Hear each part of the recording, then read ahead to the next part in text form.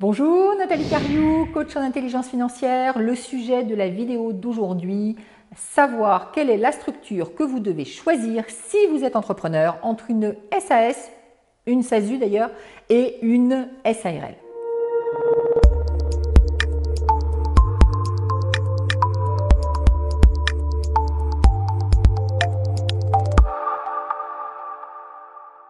De nombreux entrepreneurs que j'accompagne m'envoient très régulièrement des emails pour me dire voilà, j'ai quitté ou je suis en train de quitter le statut de micro-entreprise et maintenant je veux créer une entité spécifique avec un numéro SIRET qui soit une entité juridique différente de moi et donc une entreprise, et je voudrais savoir quelle est la bonne structure. Est-ce que c'est la SAS? Est-ce que c'est la SARL?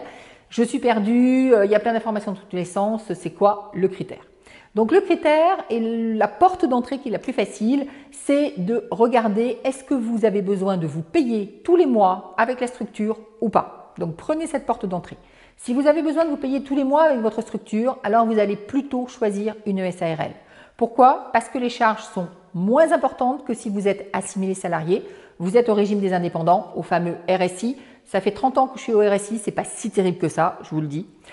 Donc vous allez effectivement être au RSI, vous allez payer beaucoup moins de charges donc qu'en étant salarié ou assimilé salarié, et votre structure va donc supporter beaucoup moins de charges. Par contre, si vous n'avez pas besoin de vous payer maintenant là tout de suite, eh bien vous avez plutôt intérêt à choisir la SASU, SAS unipersonnelle.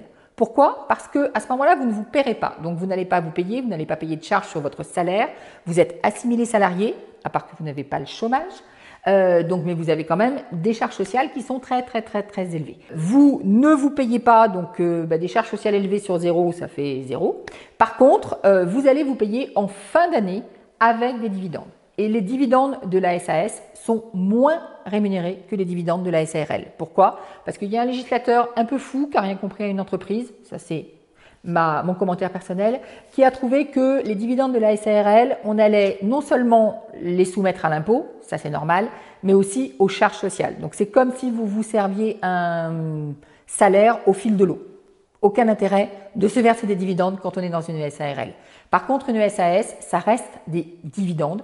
Donc c'est pas une rémunération, c'est entre guillemets un bonus si vous avez bien géré. Attention, si vous n'avez que des dividendes, vous n'avez pas de couverture sociale, donc on ne peut pas avoir tout et son contraire, il faut essayer de composer. Mais en tout cas, avec les dividendes, eh bien, vous allez juste payer de l'impôt sur le revenu, l'impôt sur les sociétés d'abord, de l'impôt sur le revenu ensuite, mais vous n'aurez pas de charge sociale et en plus vous bénéficierez d'un abattement. Ça fait l'objet d'une autre vidéo, on va parler de la fiscalité sur les dividendes.